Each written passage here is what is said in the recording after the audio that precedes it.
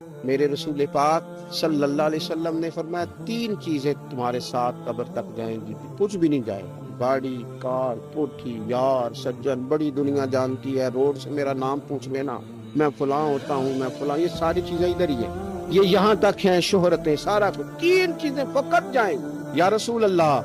صلی اللہ علیہ وسلم وہ کون کون سی؟ تو نبی پاک صلی اللہ تعالی علیہ وسلم نے فرمایا ایک علم نافع،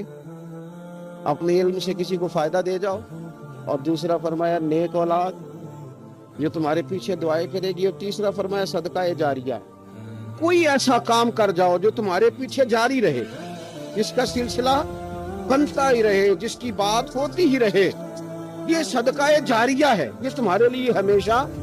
جاری رہے گا۔ وہ شخص جس نے کنواں کھدوایا، وہ جس نے قبرستان کو جگہ چھوڑ دی، وہ جس نے رستہ کشادہ کر دیا، وہ جس نے اپنی زمین مسجد کو وقف کر دی، وہ جس نے مدارس کے لیے جگہ دے دی، وہ جس نے مسجد کی تعمیر کرا دی،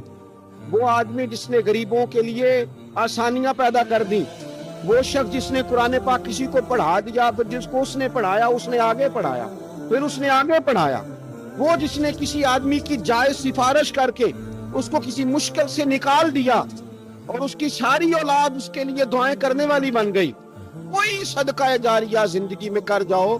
تم چلے بھی جاؤ گے کہ تمہارا وہ سلسلہ ہمیشہ جاری رہے گا۔